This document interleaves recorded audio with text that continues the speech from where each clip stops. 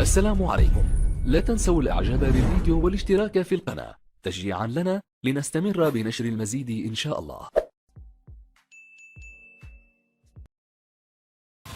أريد أن أشكر جميع الناس في المغرب اللي تفاعلوا مع هذا الخبر ديال حصول الفريق العلمي لمختبر كولد آدم لابوراتوري الذي أرأسه على التكريم من طرف المعهد الأمريكي للملاحة الجوية والملاحة الفضائية. وهذا التكريم يعني هو جائزة ديال 2020 للعلم الفضاء، وهذه الجائزة كتعتبر مرموقة لأنها كتعطى مرة في السنتين. وأنا جد مسرور لرد الفعل الإيجابي جدا. وهذا الخبر كيزيدني شرف وفرحة ملي كنشوف أن الاهتمام الكبير للشباب المغربي بالأخبار ديال العلوم والتكنولوجيا حول العالم. درست في الابتدائي والثانوي في المغرب حتى البكالوريا، وملي جيت لأمريكا الحمد لله ما لقيتش صعوبة باش ننجح في المسار ديالي، وأنا متفائل لأن على داكشي كندعو جميع الشباب باش يواصلوا التعلم والسير نحو تحقيق الأهداف ديالهم وتطوير المهارات ديالهم، وأن الإصرار والعزيمة والعمل بالحب هما المفاتيح ديال النجاح. وإلا قدرت أنا نوصل ونحقق الحلم ديالي، فأي شاب وشابة في المغرب يمكن لهم يوصلوا حتى هما ويحققوا الحلم ديالهم إن شاء الله، وحتى شي حاجة ماشي مستحيلة. كيف لا تعرفونه والكون يعرفه ويتفاعل معه. جاءنا من الفضاء وبخصوص بالذكر وكالة النازا الأمريكية. Kamal, un plaisir de vous avoir parmi nous aujourd'hui. Plaisir à la. Vous êtes dans votre ville Fès. Absolument, on est très content parmi mes amis, ma famille, ça fait plaisir. Alors on va rester à NASA ou les questions à la NASA. Après le programme Polo, c'est ça un programme Polo. علاش ما عرفتوش طلعتيوا على اللون؟ Bon, après le programme Apollo, oui, donc c'était vraiment. Est-ce que c'était un peu difficile?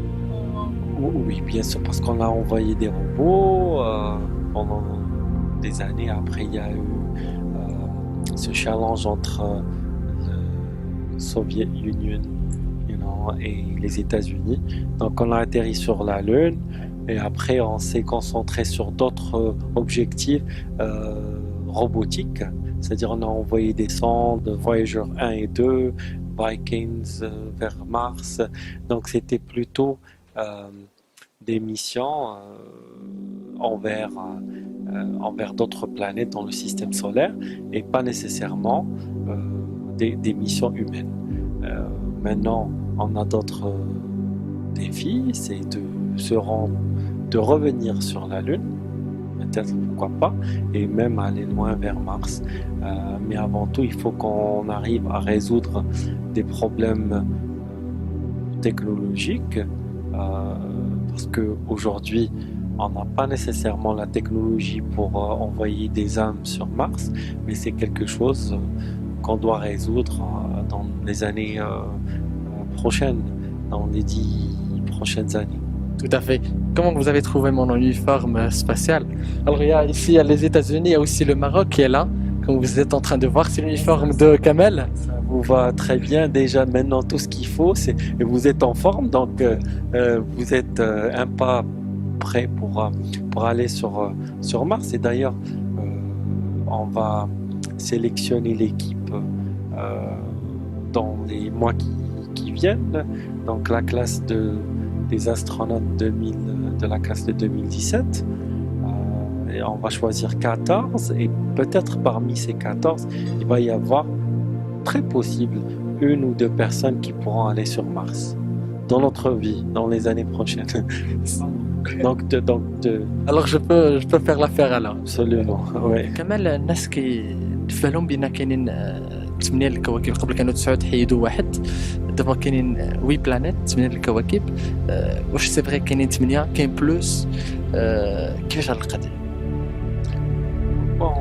يعني في كل جمع بعد النجوم عندهم الكواكب ديالهم، وبعد النجوم ما عندهمش الكواكب، ولكن لا تصورنا غير في يعني في لافوا لاكتي. الا سولت ناس قلت لهم شحال من نجمه كاينه في لافوا لاكتي، يعني كاين ملايير ديال النجوم غير في غالاكسي وحده.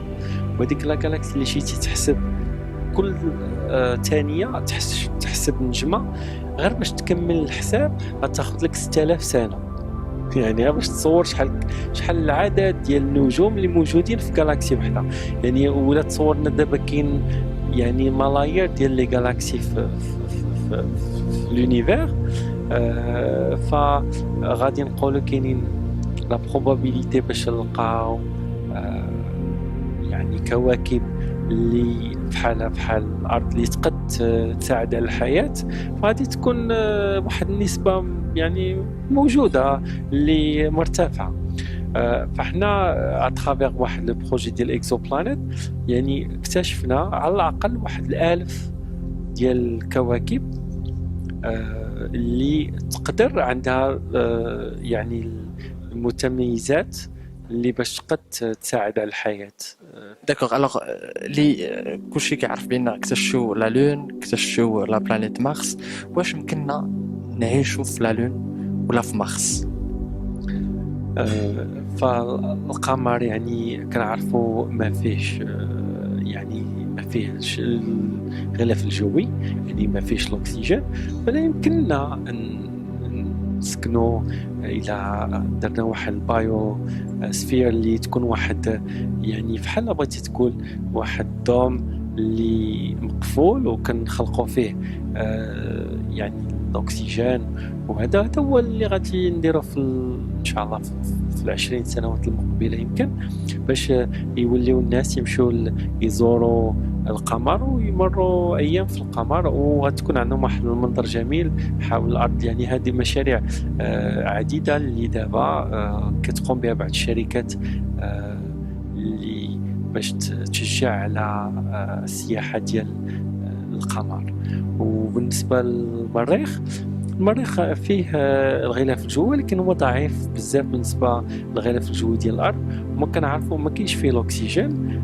فهذا كيبقى حتى بنفس الشيء فيه لي رادياسيون اللي مرتفعه بزاف. فباش نعيشوا على سطح المريخ غيتطلب باش التكنولوجيات يعني تطور بزاف، اللي ماشي حاليا اللي احنا ما عندناش هاد الامكانيات. وخص يكون مبادره واستثمار الدول ديال العالم المتقدمه كلها في هذا الميدان، عاد باش نقدروا نوفروا الشروط باش نعيشوا في سطح المريخ.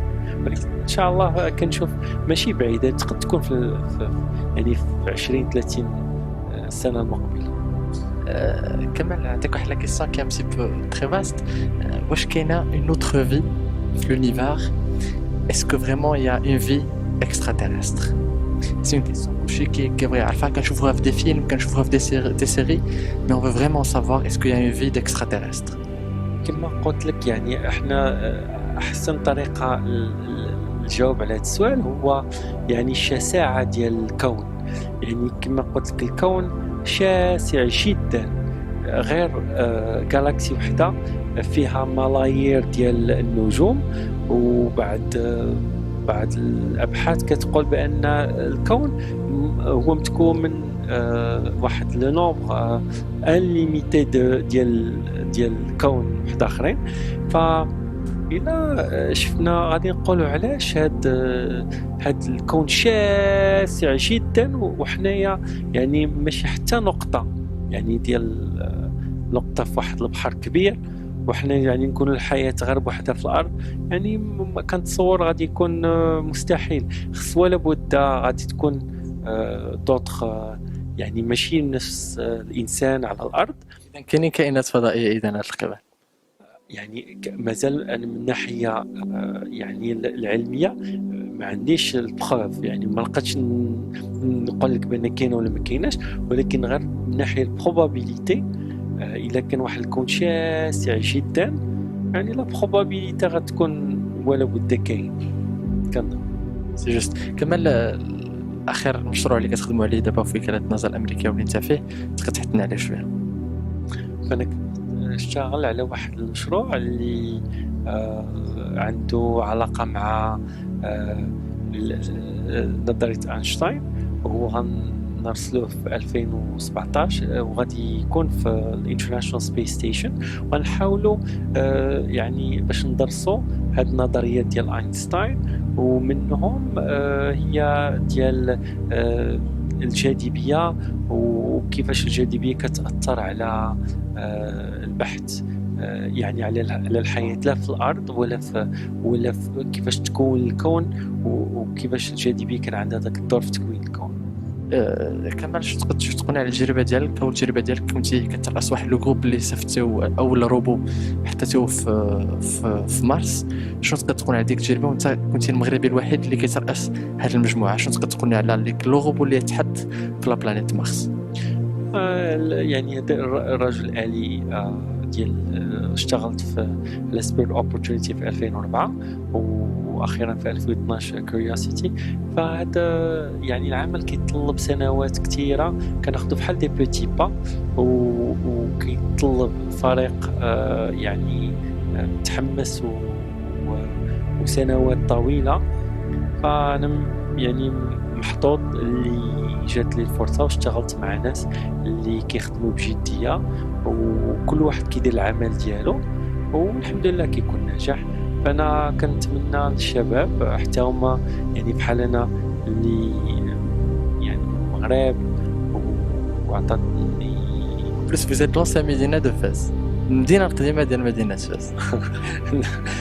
لي بارون من المدينه، الاصل ديالك من مدينه فاس؟ وي ولكن حنا كنظن يعني انا كنقول الاصل ديالي من المغرب، ولكن يعني جابت هاد الظروف تولدت فاس، وهي مدينه يعني اللي عندي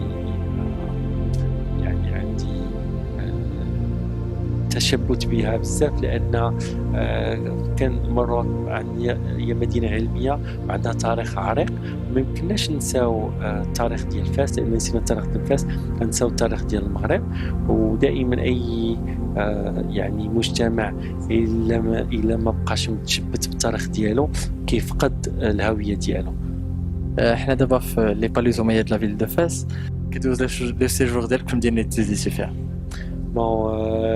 انا شكر لكم معلوم، وانا فرحان بزاف لان موجود في مدينه ديال فاس، وحيت كنعيش في كاليفورنيا اللي جو مختلف بزاف، وباش نكون هنايا يعني خصوصا في هذا المحل الجميل ديال هذا يعني الفندق أمياد اللي كيطلع على المدينه ديال فاس، فكنقد نشوفها يعني في الليل وفي النهار، وخصوصا الناس اللي موجودين هنا يعني كيديروا عمل طيب، وعلى رأسهم سي العالمي اللي كنحس براسي بحال في البيت ديالي الثاني. وتبارك الله عليك.